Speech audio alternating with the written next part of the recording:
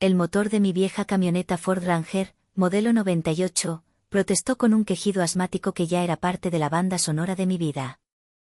Giré en la calle pavimentada de la colonia de mis padres, un suburbio de Celaya donde todas las casas parecían competir en silencio por tener el césped más verde y la fachada más impecable. Estacioné mi vehículo, cubierto por una capa de polvo rojizo del Bajío y con una abolladura en la puerta del copiloto que contaba una historia de un camino rural traicionero, a una distancia casi reverencial del reluciente BMW Serie 5 de mi hermano Ramiro. Su coche, recién salido del autolavado, brillaba bajo el sol de la tarde como un lingote de oro, un manifiesto rodante de su supuesto éxito. Apenas puse un pie fuera de la cabina, el olor a la sopa de tortilla de mi madre, Lupe, me golpeó, un aroma que antes significaba hogar y ahora se sentía como el preludio de un interrogatorio. El sonido de risas forzadas se filtraba por la puerta abierta. Al cruzar el umbral, Lupe salió a recibirme. Su beso en la mejilla fue rápido, sus ojos realizando una inspección de pies a cabeza que me hizo sentir como una mancha en su pared recién pintada. Recorrieron mis jeans desgastados, mi sencilla camisa de algodón a cuadros y mis botas de trabajo, que a pesar de mis esfuerzos por limpiarlas, aún guardaban vestigios de tierra en las suelas. «Mija, qué bueno que llegas», dijo, y su tono era una obra maestra de afecto y reproche entretejidos. «Siempre tan trabajadora tú. ¿Cuándo vas a dejar ese trabajo de andar ensuciándote en la tierra? Con lo lista que eres, podrías estar en una oficina, con aire acondicionado. Pareces jornalera, de verdad. Deberías buscar algo digno de una señorita, algo que nos haga sentir orgullosos». Forcé una sonrisa, un músculo facial que había entrenado durante años para activarse en momentos como este. «Hola, mamá. A mí me gusta mi trabajo. Es importante. Importante es tener un buen puesto, un buen marido y una buena casa», replicó, dándose la vuelta para regresar a la sala, dando por terminada la conversación. En la sala, el ambiente era el de siempre. Mi padre, Fausto, estaba hundido en su sillón reclinable, sus ojos pegados al partido de fútbol, y solo me dedicó un gruñido que supuse era un saludo. Mi tía Carmen, la hermana mayor de mi madre y autoproclamada matriarca de la moral familiar, ocupaba el mejor sillón como si fuera un trono. Me escaneó con una mirada crítica que podría marchitar una planta. «Itzel, cada día te pareces menos a tu hermano», sentenció, y su voz tenía el filo de una navaja. No era una observación, era una condena. «Mira a Ramiro, qué porte, qué elegancia. Él sí que sabe lo que es el estatus, el éxito. Deberías aprender de él, en lugar de andar jugando a la granjerita». Ramiro, de pie junto a la vitrina que exhibía sus trofeos de fútbol de la secundaria, ajustó su reloj de marca, un gesto que repetía constantemente como si quisiera asegurarse de que todos lo notaran. Me dedicó esa sonrisa suya, condescendiente y pagada de sí misma. «No seas dura con ella, tía. Mi hermanita es diferente», dijo, y paladeó la palabra «diferente», como si fuera algo desagradable.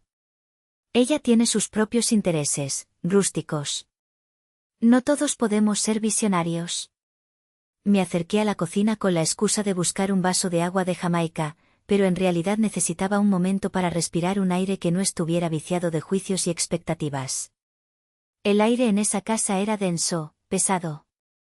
Para ellos, yo era un enigma, una decepción. Itzel, la de 32 años, la soltera, la ingeniera agrónoma con un doctorado en biotecnología que, para ellos, jugaba a tener una granja. La que no entendía de marcas, de apariencias, de la importancia vital y asfixiante de «el que dirán». Era la pieza extraña en su rompecabezas de perfección suburbana, una mancha de tierra en su alfombra impecable. Y cada domingo, sin falta, se aseguraban de recordármelo, de intentar lijar mis bordes para que encajara en su caja, sin entender que yo había construido mi propio universo fuera de ella.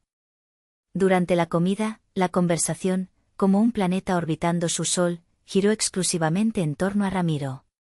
Sus supuestos negocios, sus contactos importantes, sus planes de expansión. Fausto, mi padre, escuchaba con la boca entreabierta, henchido de un orgullo que nunca me había dedicado a mí. «Y no es por presumir», dijo Fausto, golpeando la mesa con la palma de la mano, pero este mes le ayudé a mi muchacho a invertir en un nuevo reloj suizo. Una pieza de colección. Porque en los negocios, la imagen lo es todo. Hay que saber moverse, ¿verdad, campeón? Ramiro, como un actor respondiendo a su señal, levantó la muñeca.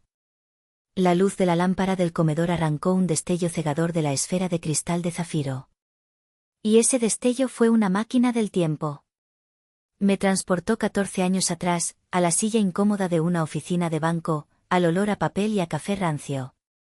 Tenía 20 años y la cara compasiva de una ejecutiva de crédito me decía: lo siento, señorita Itzel, su solicitud de crédito para su proyecto de tesis ha sido denegada. Tiene usted un historial crediticio negativo por un préstamo no liquidado de 250.000 pesos. El mundo se me vino abajo. ¿Un préstamo? Yo. Me tomó meses de llamadas desesperadas, de visitas a las oficinas del buró de crédito, de sentirme como una criminal, para descubrir la verdad. La firma falsificada de mi padre en los papeles. Un préstamo solicitado a mi nombre el mismo día que cumplí 18 años, cuando legalmente ya podían hacerlo. El dinero, por supuesto, había sido para salvar el primer emprendimiento de Ramiro, una desastrosa importadora de productos chinos que se hundió en menos de 6 meses. Nunca me lo dijeron. Nunca lo pagaron. Y yo, durante casi una década, cargué con esa ancla invisible, trabajando doble turno en la universidad, renunciando a todo para limpiar una deuda que no era mía y reconstruir mi nombre desde las cenizas de su irresponsabilidad. Mientras ellos reían por alguna anécdota de Ramiro, sentí un movimiento a mi lado. Era Nayeli, la esposa de mi hermano, rellenando mi vaso de agua. Sus ojos, profundos y cansados, se encontraron con los míos por una fracción de segundo. En esa mirada no había juicio, solo un universo de cansancio y una complicidad silenciosa. Ella sabía. Sabía que vivía en una farsa. Más tarde, mientras ayudaba a recoger los platos, una tarea que siempre me correspondía a mí, porque Nayeli tiene que atender a los niños, ella se me acercó en la cocina, lejos de las miradas curiosas. Su voz fue un susurro, apenas audible sobre el ruido del agua corriendo en el fregadero. Ten cuidado, Itzel. Mucho cuidado. La miré, sorprendido por su audacia. Están planeando algo grande, continuó, sin mirarme, mientras secaba un plato con una concentración feroz. Escuché que mencionaron tu nombre y un crédito muy fuerte para una casa. Quieren atraparte. Su mano temblaba ligeramente mientras, con un movimiento rápido, me pasaba una servilleta doblada. La tomé, sintiendo su textura áspera. Dentro, escrito con un lápiz labial color vino, había un número de teléfono. Es un abogado, un amigo de mi primo. Es bueno. Muy discreto. Por si acaso. Asentí en silencio, guardando la servilleta en el bolsillo trasero de mis jeans. El papel se sentía como un talismán, una pequeña brasa de rebelión en medio del frío polar de esa casa. No sabía qué planeaban exactamente, pero la advertencia de Nayeli era una bengala en la oscuridad. Por primera vez, no estaba completamente sola. Tenía una aliada, otra prisionera en esa jaula de oro falso, que acababa de pasarme la llave de su celda. Después del postre, un flan napolitano que Lupe siempre preparaba para celebrar cualquier logro, real o imaginario, de Ramiro, mi hermano carraspeó. Se puso de pie y adoptó el aire de un director ejecutivo a punto de anunciar una adquisición histórica. Con un gesto teatral, desenrolló sobre la mesa del comedor un juego de planos arquitectónicos tan grandes que cubrieron los restos del pastel. Familia, anunció con una voz impostada, como si estuviera dirigiéndose a una junta de accionistas, tengo noticias que no solo cambiarán nuestras vidas, sino que definirán el legado de los Fausto para las generaciones venideras. Les presento nuestro futuro hogar. Sobre el papel, se desplegaba la imagen renderizada de una villa de lujo, un monstruo de 2 pisos de estilo californiano con ventanales inmensos, una alberca con forma de riñón que parecía un lago en miniatura, y un jardín que fácilmente podría albergar un torneo de tenis.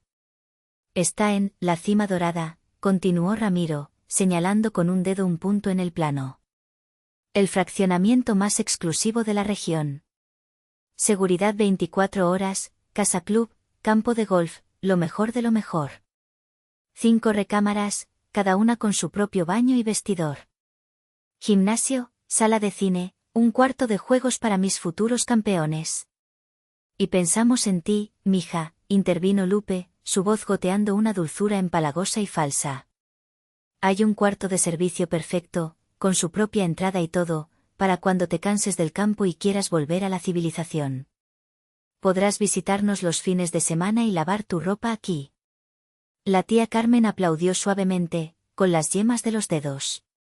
¡Qué maravilla! Por fin esta familia tendrá la casa que se merece. Una residencia a la altura de tu éxito, Ramirito. Ignoré la pulla, la condescendencia, el insulto velado. Mi mente estaba trabajando a toda velocidad, conectando los puntos con la advertencia de Nayeli. Fui directa al grano. Suena impresionante. ¿Y cómo piensan pagar esto? Ramiro sonrió, una sonrisa de tiburón que no llegaba a sus ojos. Era la pregunta que estaba esperando. Ahí, querida hermanita, es donde tu papel se vuelve crucial, dijo, inclinándose sobre la mesa. Obviamente, para un crédito hipotecario de 20 millones de pesos, el banco exige un perfil financiero impecable. Un historial crediticio perfecto, ingresos estables y comprobables, 0 deudas. En resumen, te necesitan a ti. El silencio cayó sobre la mesa como una guillotina. Sentí 8 ojos clavados en mí. Era la pieza final de su elaborado plan. Yo no era parte de la celebración, era la herramienta sin rostro para financiarla. Recordando la advertencia de Nayeli y el número del abogado en mi bolsillo, decidí jugar su juego. Adopté una expresión de sorpresa y agobio, abriendo los ojos como platos. Mi actuación fue digna de un Oscar. 20 millones. Ramiro, es muchísimo dinero. Es una locura. No sé si pueda, mi negocio es muy variable. Claro que puedes. Interrumpió Fausto, mi padre, con una autoridad que rara vez usaba conmigo, reservada para los momentos en que se requería mi sumisión. Eres la que mejor está en esta familia. Sin hijos, sin grandes gastos. Es tu deber ayudar a tu hermano a construir un patrimonio. Pero, ¿y si el banco dice que no? ¿Ya tienen el terreno? ¿Han hablado con el vendedor? Lancé las preguntas con una falsa ingenuidad, como una oveja asustada que se acerca al matadero. Mi familia interpretó mi vacilación como el inicio de mi rendición. Vieron debilidad, y se lanzaron sobre ella. Tranquila, hermanita. Ya está todo arreglado, dijo Ramiro, arrogante, lanzándome una carpeta de plástico azul a través de la mesa. Aquí tienes la información del lote, el contacto del desarrollador, todo. Solo necesitamos tu firma en la solicitud. Revísalo y mañana nos das el sí. No hay nada que pensar. Tomé la carpeta. Pesaba mucho más que unas cuantas hojas de papel. Pesaba a 14 años de una deuda que no era mía. Pesaba a domingos de humillación silenciosa. Pesaba a la certeza absoluta de que, para ellos, mi único valor residía en mi capacidad de firmar un cheque. Y en ese momento, decidí que ese cheque, nunca lo firmarían.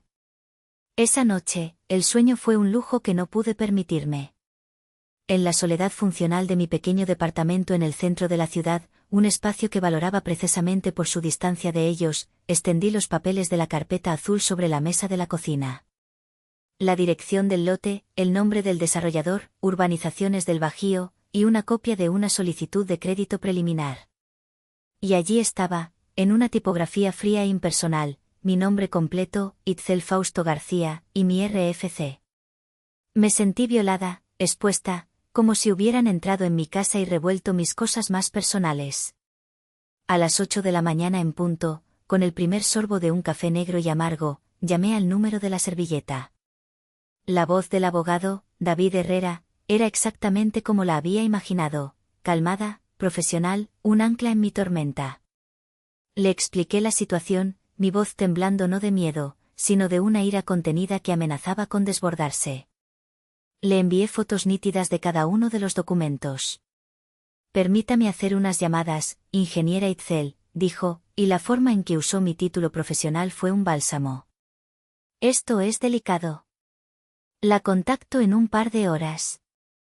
Esas 2 horas fueron las más largas de mi vida. Caminé de un lado a otro de mi sala, un espacio de apenas 40 metros cuadrados que de repente se sentía como una jaula. La incredulidad inicial había dado paso a una furia fría y cristalina. No era solo el dinero. Era la audacia, la falta absoluta de respeto, la convicción que tenían de que yo era su propiedad, una cuenta bancaria con piernas a su entera disposición. Cuando el teléfono finalmente sonó, contesté al primer timbrazo, mi corazón martilleando contra mis costillas. Ingeniera, tengo noticias, dijo el abogado Herrera, y su tono era grave, desprovisto de cualquier optimismo. La situación es peor, mucho peor de lo que pensaba. No solo planean usar su nombre. Ya lo han hecho. Sentí que el suelo se abría bajo mis pies. Un vértigo helado me recorrió. ¿Cómo? Logré articular. Usando una copia de su credencial de elector, que seguramente su madre guardaba de algún trámite antiguo, solicitaron una línea de crédito a su nombre en una tienda departamental de las que ofrecen servicios financieros. El crédito fue aprobado por 500.000 pesos. Ayer mismo, usaron ese dinero para pagar el enganche del terreno, un pago que, según el contrato que me envió, no es reembolsable bajo ninguna circunstancia. Legalmente, usted ya está vinculada a esa compra. La han atrapado. Colgué el teléfono. El aire se me escapó de los pulmones en un silbido. No era una petición, era una emboscada. Una trampa perfectamente planeada y ejecutada a mis espaldas. Me dejé caer en el suelo, abrazando mis rodillas, el eco de las risas del domingo resonando en mis oídos como una burla cruel. Justo en ese momento, mi teléfono vibró. Un mensaje de WhatsApp de un número desconocido. Reconocí el prefijo. Era Nayeli. El mensaje no tenía texto, solo un archivo de audio. Lo abrí con manos temblorosas, subiendo el volumen. La voz de mi madre llenó el silencio de mi departamento. No te preocupes, mijo, decía la voz de Lupe, distorsionada por la mala calidad de la grabación. Itzel va a tener que aceptar. Ya usamos su nombre para el enganche. Está atrapada. Además, nos lo debe por todo lo que hemos hecho por ella, por la educación que le pagamos. La mentira era tan descarada, tan monumental, que me hizo reír. Una risa amarga, rota, que sonó extraña en la habitación vacía. Luego, se escuchó la voz tímida de Nayeli al fondo, pero, suegra, ¿eso no es ilegal? Y entonces, la voz de Ramiro, llena de la arrogancia que tanto odiaba, relájate, mujer. Es familia. Entre familia no hay delitos, solo favores. Y ella nos debe muchos favores. La grabación era mi arma. La prueba irrefutable de su conspiración. La ira se transformó en una calma helada, en una determinación de acero. Me puse de pie, sequé las lágrimas de rabia con el dorso de la mano y volví a llamar al abogado. Licenciado Herrera, tenemos todo lo que necesitamos. Prepare los papeles para una denuncia por fraude y suplantación de identidad. Luego, respiré hondo y marqué el número de mi madre. Hola, mamá, dije, mi voz sorprendentemente firme, sin un atisbo de temblor. Ya lo pensé. Tienes razón. Es mi deber. Nos vemos mañana en el terreno para firmar los papeles. Al otro lado de la línea, escuché un suspiro de alivio y triunfo. La victoria, pensaron ellos, era suya. No sabían que solo estaban caminando hacia mi trampa. El sol de la mañana pegaba con una fuerza brutal sobre el terreno baldío. El aire olía a polvo, a hierba seca y a la arrogancia de mi familia. Ya estaban allí cuando llegué, caminando sobre la tierra yerma como si ya fueran los señores de la mansión. Ramiro, con gafas de sol de diseñador, gesticulaba ampliamente, señalando dónde iría la alberca. Mi tía Carmen, protegida bajo una sombrilla, discutía con mi madre sobre si el mármol de la cocina debería ser de Carrara o de Macael. Parecían niños en una dulcería a los que les hubieran dado una tarjeta de crédito sin límite, ebrios de una victoria que creían segura y merecida. Llegué en mi camioneta, levantando deliberadamente una nube de polvo que pareció ofender la carrocería impoluta del BMW de mi hermano. Bajé sin prisa, con un portafolio de cuero oscuro en la mano, un accesorio que nunca antes me habían visto usar. «Hermanita», exclamó Ramiro, acercándose con una sonrisa que no le llegaba a los ojos. «Qué bueno que entraste en razón.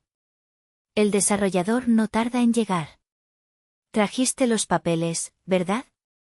«Traje a alguien más importante», dije con una calma que los desconcertó.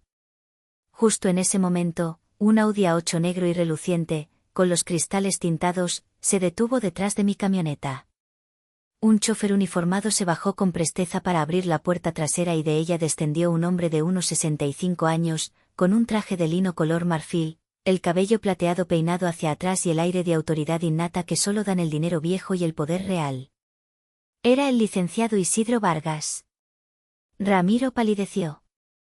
El nombre del licenciado Vargas era una leyenda en el mundo de los agronegocios y las finanzas del Bajío. Un inversionista visionario, un filántropo, el tipo de hombre con el que mi hermano solo podía soñar con compartir una sala de juntas. Ramiro había intentado contactarlo sin éxito durante meses para presentarle uno de sus proyectos revolucionarios. Licenciado Vargas. ¡Qué sorpresa! ¡Qué honor! Tartamudeó Ramiro, extendiendo la mano con un nerviosismo evidente. El licenciado Vargas le dedicó un asentimiento cortés, casi imperceptible, ignorando por completo su mano extendida, y caminó directamente hacia mí.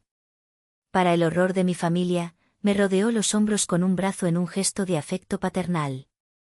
«Itzel, querida», dijo, su voz profunda y resonante. «Felicidades. Acabo de leer esta mañana en El Financiero que la patente de tu semilla, sol resistente, fue finalmente aprobada en la Unión Europea. Esto nos abre un mercado de 200 millones de euros. Tu trabajo es absolutamente revolucionario. Sabía que tenías el talento desde que leí tu tesis doctoral». Se giró hacia mi estupefacta familia, que nos miraba como si hubiéramos empezado a hablar en arameo antiguo. «Ustedes deben estar increíblemente orgullosos de esta mujer. La ingeniera Itzel no solo está cambiando el futuro de la agricultura en México, lo está haciendo a nivel mundial». «¿Patente? ¿Europa? ¿Doctorado?», murmuró mi padre, Fausto, mirando a mi madre en busca de respuestas que ella no tenía. Lupe solo podía abrir y cerrar la boca como un pez fuera del agua, sin emitir sonido. La expresión de triunfo en el rostro de Ramiro se había desmoronado, reemplazada por una máscara de pura y absoluta confusión. El mundo que ellos habían construido con tanto esmero, el mundo donde yo era la fracasada y él la estrella, acababa de empezar a temblar sobre sus cimientos de arena. El validador externó, la opinión de un hombre cuyo estatus ellos idolatraban, acababa de demoler su realidad. Aproveché el silencio atónito, un vacío denso que se había instalado en medio del terreno.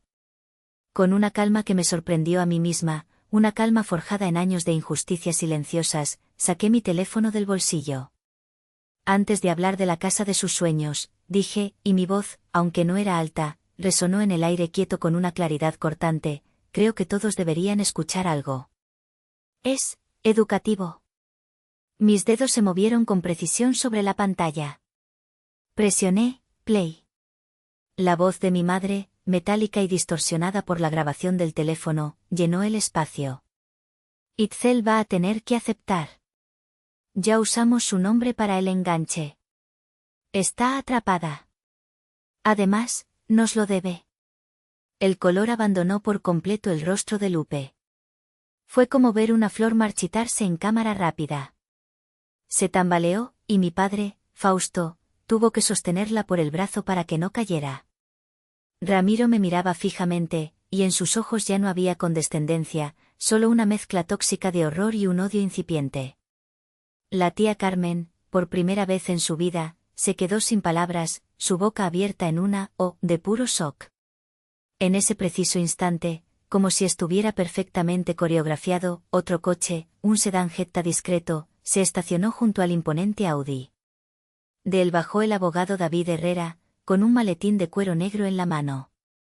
Se acercó a nuestro círculo con pasos firmes y decididos, su rostro una máscara de profesionalismo impasible. «Buenos días», dijo, su voz clara y autoritaria, dirigiéndose al grupo pero mirándome a mí. «Mi nombre es David Herrera, y represento legalmente a la ingeniera Itzel Fausto García». Abrió su maletín sobre el capó polvoriento de mi camioneta, creando un improvisado y dramático escritorio en medio de la nada. «Lo que acaban de escuchar», comenzó, colocando una pequeña grabadora digital sobre el metal, es una prueba de audio obtenida legalmente que demuestra la premeditación. Esto, sumado a la solicitud de una línea de crédito fraudulenta a nombre de mi cliente, dijo, sacando una copia del estado de cuenta y deslizándola sobre el capó, constituye, según el Código Penal Federal, los delitos de suplantación de identidad, fraude y, potencialmente, asociación delictuosa. Hizo una pausa calculada, dejando que el peso de sus palabras se asentara en la mente de mi familia como losas de concreto. Solo para su información, continuó, ajustándose las gafas, las penas combinadas para estos delitos, si se comprueba la conspiración, van de los 5 a los 10 años de prisión. Sin derecho a fianza por la naturaleza del fraude. La palabra, prisión, colgó en el aire caliente, letal y definitiva. El poder, de una forma tan absoluta que era casi palpable, acababa de cambiar de manos. Ya no era su tablero de juego. Ya no eran sus reglas. Era el mío. Y yo, la pieza que siempre habían considerado insignificante, acababa de poner a su rey y a su reina en jaque. Mientras mi familia procesaba la amenaza tangible de la cárcel, un tercer vehículo llegó, completando la escena de nuestro teatro del absurdo. Era el representante de la desarrolladora Urbanizaciones del Bajío, un hombrecillo bajo y sudoroso con un casco de construcción en la mano, que corrió hacia nosotros ignorando por completo a mis padres y a mi hermano, las personas con las que supuestamente estaba haciendo el trato. Sus ojos estaban fijos en las dos únicas personas que importaban en ese terreno, el licenciado Vargas y yo. «Licenciado Vargas, ingeniera Itzel», dijo, secándose la frente con un pañuelo arrugado. «Qué bueno que los encuentro.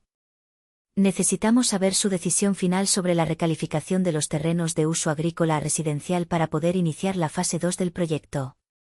Como saben, sin la aprobación de su conglomerado, todo el proyecto de La Cima Dorada se detiene indefinidamente». El licenciado Vargas me miró, y en sus ojos había una chispa de diversión, una sonrisa cómplice. El golpe de gracia era mío, y él me estaba cediendo el escenario. Me giré lentamente hacia mi familia. Sus rostros eran un poema de incredulidad, una sinfonía de mandíbulas caídas y ojos desorbitados. «Ah, sí.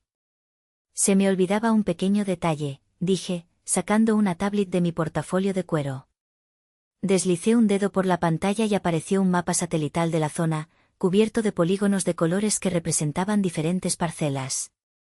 Mi empresa, Terragen, a través de su subsidiaria de bienes raíces, Inmobiliaria del Bajío, ha pasado los últimos 3 años adquiriendo silenciosa y estratégicamente todas las parcelas agrícolas que rodean este fraccionamiento. Compramos barato, a agricultores que no veían el potencial a largo plazo.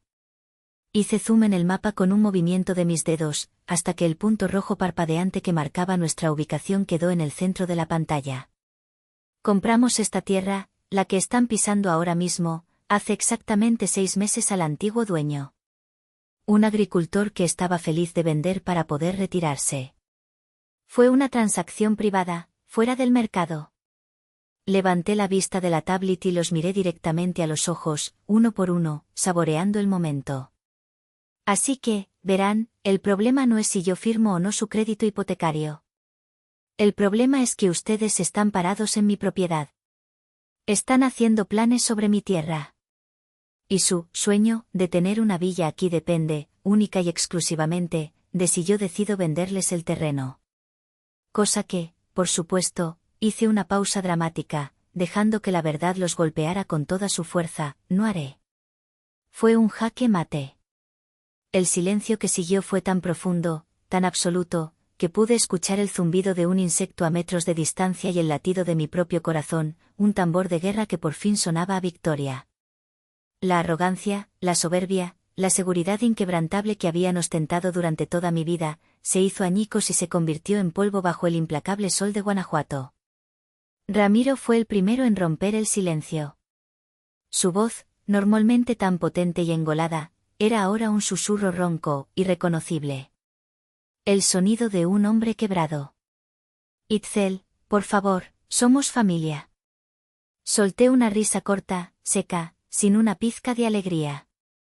Un sonido áspero que rasgó el aire. La familia no comete delitos federales contra su propia sangre, Ramiro, repliqué, y mi voz era tan cortante como el acero de un bisturí. Mi padre siempre me dijo que los negocios son los negocios. Pues bien, esto, ahora mismo, es un negocio. Y ustedes están en bancarrota moral. El abogado Herrera, mi abogado, dio un paso al frente, tomando el control de la situación con una eficiencia implacable. Pero mi cliente, en su infinita generosidad y para evitar el escándalo público que sin duda afectaría el apellido que, para bien o para mal, comparte con ustedes, está dispuesta a ofrecerles una alternativa a un proceso penal largo y desagradable, dijo, abriendo una nueva carpeta sobre el capó de la camioneta. Contenía documentos frescos, recién impresos. Tienen 2 opciones. Opción A, nos vemos en los tribunales. El Ministerio Público estará encantado de escuchar la grabación y revisar los documentos del fraude. Opción B, firman un acuerdo extrajudicial aquí y ahora. Colocó los papeles sobre el capó, junto a un elegante bolígrafo Montblanc. El acuerdo es simple, claro y no negociable, continuó, su voz metódica y fría.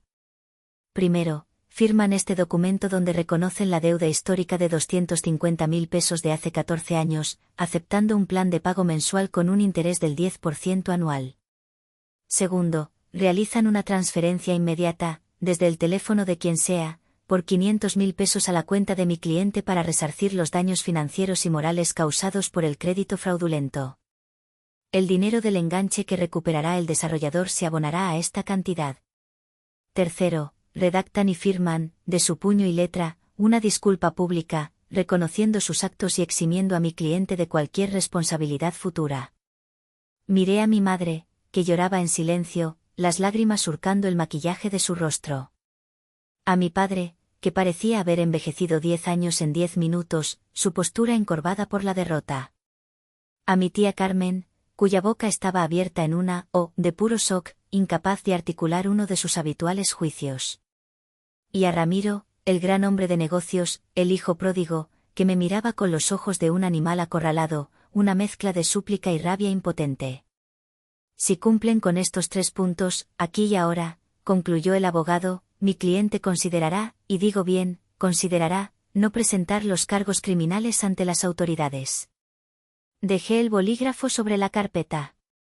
El sol se reflejaba en su clip dorado, un pequeño destello de esperanza para ellos. O el clavo final de su ataúd.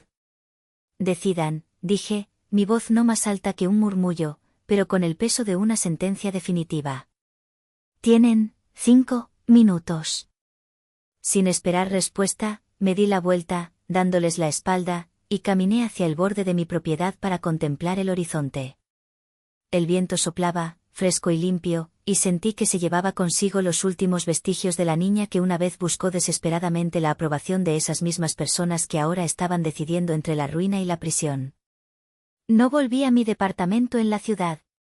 No podía. Ese espacio, que antes era mi refugio, ahora se sentía contaminado por los eventos de las últimas 48 horas. Conduje sin rumbo fijo por un rato, dejando que el paisaje del Bajío, con sus campos ocres, sus mezquites solitarios y sus cielos infinitos, calmara la tormenta de adrenalina y emociones que había dentro de mí. Finalmente, cuando el sol comenzó a teñir el horizonte, enfilé hacia el único lugar que verdaderamente llamaba hogar. Mi casa no era una villa ostentosa ni un símbolo de estatus. Era una construcción moderna y sostenible, de una sola planta, con paredes de adobe térmico que mantenían el interior fresco y un techo cubierto de paneles solares que me independizaban de la red eléctrica. Estaba enclavada en el corazón de mi centro de operaciones agrícolas, mi santuario. Desde el porche de madera reciclada, no se veían campos de golf ni vecinos curiosos, sino hileras interminables de invernaderos de alta tecnología y el vuelo silencioso y preciso de los drones que monitoreaban mis cultivos. Me serví un vaso de agua fresca de la llave, filtrada por un sistema de recolección de lluvia, y me senté en una mecedora de madera que había lijado y barnizado yo misma. El sol comenzaba a descender, pintando el cielo con pinceladas de naranja, rosa y violeta. Observé mi reino, un imperio que no estaba hecho de apariencias, sino de datos, de ciencia, de paciencia. Un imperio nacido del desprecio, regado con mis lágrimas silenciosas y cosechado con mi inteligencia y mi trabajo incansable.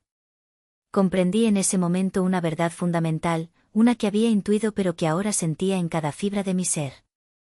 Ellos veían tierra y lodo, yo veía el futuro de la alimentación, veía potencial en cada semilla, veía algoritmos en la composición del suelo. Su éxito se medía en lo que podían aparentar frente a los demás, en objetos que gritaban un estatus que no poseían. El mío, en lo que podía crear de la nada, en resolver problemas reales, en construir algo duradero. Y la mejor venganza, la más dulce y definitiva, no era verlos humillados. Era darme cuenta de que su opinión ya no importaba. Era haber construido un mundo tan vasto, tan real y tan próspero, que su pequeño universo de mentiras y fachadas ampliamente se desvanecía a su lado, insignificante, como un eco lejano en la inmensidad de mis campos. Pasaron los meses. La vida, como mis cultivos, siguió su ciclo natural de siembra y cosecha. Mi familia, acorralada, firmó el acuerdo. Ramiro tuvo que vender su preciado BMW y su colección de relojes para pagar la primera parte de la deuda. Según supe por el abogado Herrera, se vieron obligados a mudarse a una casa mucho más pequeña en una colonia modesta. No volví a hablar con ellos directamente. Toda comunicación, fría y legal, era a través de nuestros abogados. Una tarde de otoño, mientras revisaba los datos de la última cosecha, recibí un mensaje de Nayeli. Se había divorciado. Con una valentía que me conmovió profundamente, había tomado a sus 2 hijos y se había mudado a un pequeño departamento en Irapuato. Estaba estudiando contabilidad en línea por las noches. Gracias, Itzel, decía su mensaje de texto. Ese día, en ese terreno, no solo te liberaste tú. Me liberaste a mí también. Me enseñaste que una mujer tiene derecho a elegir su propio camino, sin importar lo aterrador que parezca. Me inspiraste a buscar el mío. La invité a pasar un fin de semana en la granja. Ver a sus hijos correr felices y libres entre los surcos, con las botas llenas de lodo, ver a Nayeli sonreír sin la sombra del miedo y la opresión en sus ojos, se sintió más como una verdadera familia que cualquiera de los asfixiantes domingos de mi infancia. Le ofrecí un trabajo de medio tiempo en la administración de Terragen, para que pudiera estudiar y mantener a sus hijos. Aceptó con lágrimas de gratitud en los ojos. Estábamos construyendo algo nuevo, un lazo basado no en la sangre, sino en el respeto mutuo, la admiración y el apoyo incondicional. Ayer, llegó una carta por correo certificado. La caligrafía en el sobre era inconfundiblemente la de mi madre, Lupe. Era temblorosa, insegura. En 2 páginas, intentaba explicar sus acciones, un torbellino de excusas sobre la presión social, su miedo al fracaso, su amor ciego y equivocado por su hijo. No pedía perdón directamente, era demasiado orgullosa para eso, pero al final de la carta, escribió, solo quisiera una oportunidad para escucharte. No para justificarme, sino para entender de verdad a la mujer en la que te has convertido. Leí la carta 2 veces.